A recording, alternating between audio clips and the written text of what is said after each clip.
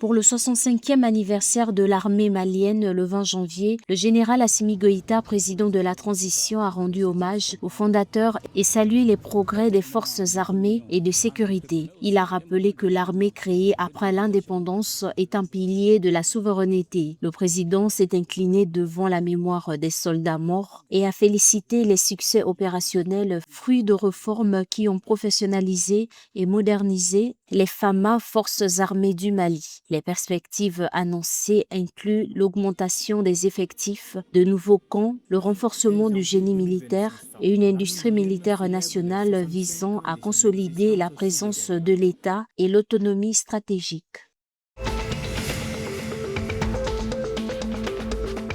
L'ancien président de la transition burkinabé, Paul-Henri Sandaogo Damiba, réfugié au Togo après sa destitution en septembre 2022, a été extradé vers le Burkina Faso. Le gouvernement togolais a annoncé le 19 janvier que, suite à une demande d'extradition burkinabé, du 12 janvier, Paul-Henri Sandaogo Damiba a été interpellé le 16 janvier. La cour d'appel de Lomé a rendu un avis favorable menant à sa remise aux autorités burkinabées le 17 janvier. Paul-Henri Sandaogo Damiba avait été renversé par le capitaine Ibrahim Traoré en septembre 2022.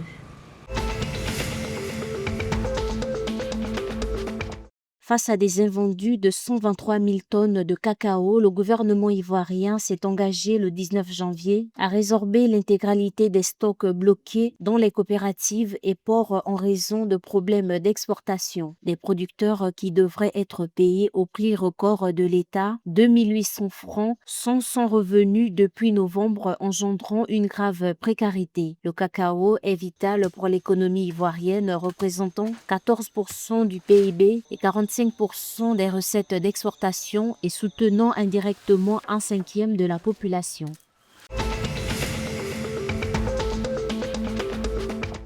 La Guinée-Bissau a célébré mardi 20 janvier 2026 la journée des héros nationaux par une cérémonie de dépôt de gerbes au mausolée d'Amilcar Cabral à Bissau, figure emblématique de la lutte de libération et fondateur du PAICG, le parti historique qui a mené à l'indépendance par la lutte armée. À cette occasion, le président de la transition, Horta Ita'a, a appelé les citoyens à l'unité, à la paix et à la stabilité, soulignant que la violence constitue un frein au développement du pays.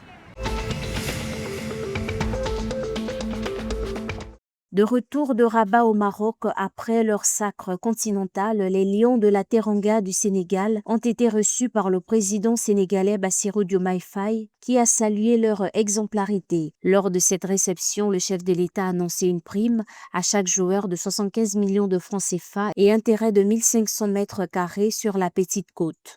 Les membres de la délégation ont obtenu 50 millions de francs CFA et 1000 mètres carrés, tandis que les autres accompagnateurs ont reçu 20 millions de francs CFA et 500 mètres carrés. Le ministère des Sports a également bénéficié d'une enveloppe de 305 millions de francs CFA.